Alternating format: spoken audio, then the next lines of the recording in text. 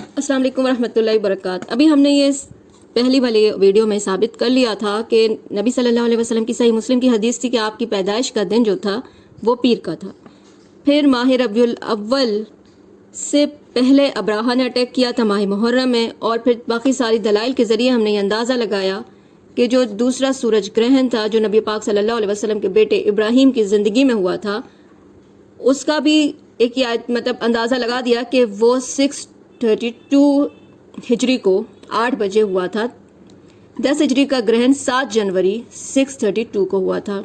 इन्हीं सारे हिसाब के मुताबिक नबी सल्लल्लाहु अलैहि वसल्लम की जो पैदाइश का अंदाज़ा है वो 8 तारीख से लेकर 12 तारीख है। तो अभी हम आगे इसकी और डिटेल देखते हैं कि इन्होंने क्या लिखा है। औज़ु बिल्लाहि मिनश शैतानिर रजीम, बिस्मिल्लाहिर रहमानिर रहीम, नहमदुहु व नसल्ली अला रसूलिल करीम, रब्बना ज़िदना इल्मा।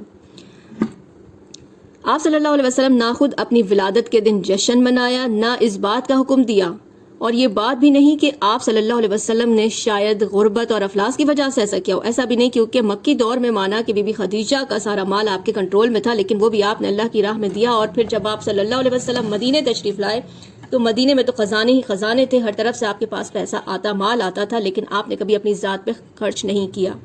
यहाँ तक कि उम्महात की डिमांड पर भी आपने कभी अपने ऊपर नहीं खर्च किया।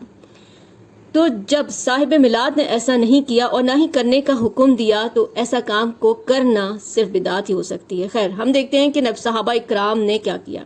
अगर इस काम में नेकी और सवाब होती या कोई भी दीनी दुनियावी फ़ायदा होता तो हमारे सहाबा ज़रूर इस हुक्म को पूरा करते। लेकिन जब हम इस मिलाद को तलाश करते हैं तो उनकी ज़िंदगियों में, किसी भी सहाबा की ज़िंदगी में इसका सुराग तक नहीं मिलता। ना चारों खलीफा में से किसी की ज़िंदगी में हमको मिलता, ना ही 1,40,000 से ज़्यादा सहाबा रदियल्लाहु अन्हुम में से किसी का कोई कौल, कोई अक़वाल इससे साबित नहीं होता। फिर उसके बाद ताबई और बाद के शरीयत के लोग, इमाम जो हैं तमाम, हमें कहीं नहीं मिलता। फिर हम इस बदगुमानी का खुलकर इजहार करना चाहिए कि जब सहाबा रदियल्लाहु अन्हुम ने नाउज़ुबिल्लाह नबी सल्लल्लाहु अलैहि वसल्लम से मोहब्बत क्या कम थी जो जश्न नहीं मनाया। बात यह थी कि नबी का हुक्म पर उन्होंने तो लब्बैक कहा, अल्लाह के हुक्म पे लब्बैक कहा, लेकिन बिदात नहीं की।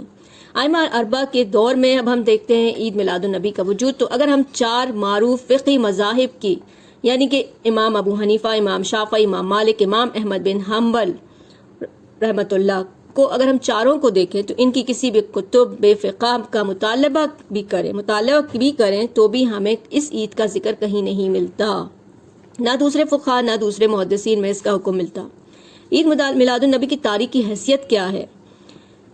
तो अहद रिसालत, अहद खिलाफत, सहाबा ताबई से कोई सबूत नहीं मिल रहा। इसको 7वीं सदी हिजरी 625 में सुल्तान सलाउद्दीन अयूबी के बहनोई और मोसल के करीबी शहर अरबल के गवर्नर मुल्क मुजफ्फर अबू सईद ने रिवाज दिया था।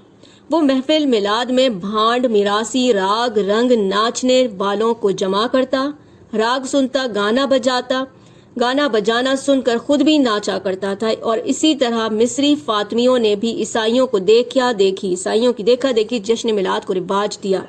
तफसील के लिए आप देख सकते हैं इब्न कसीर की अल-बदाया व नहाया जिल्द 7 सफ़ा 136 पर ये सारी डिटेल आपको मिलेगी। तो अब आप अपना शुमार किन लोगों में करना चाहते हैं? सहाबा के तरीक़े पर, ताबई या इमामों के तरीक़े पर, या इन लोगों पे जो नाच गाने में, गाना बजाना नाउज़ुबिल्लाह नबी की खुशी पे, वो उन नबी के जो कि म्यूज़िक मना करते हैं, हराम है, सुन्नत में मना है म्यूज़िक, उनके में ये इसने शुरू किया। और आज उम्मत भी इन्हीं कामों में। अल्लाह हम सबको महफूज रखे, हमारी ईमान की हिफाजत करे। अस्सलाम वालेकुम व रहमतुल्लाहि व बरकातुहू।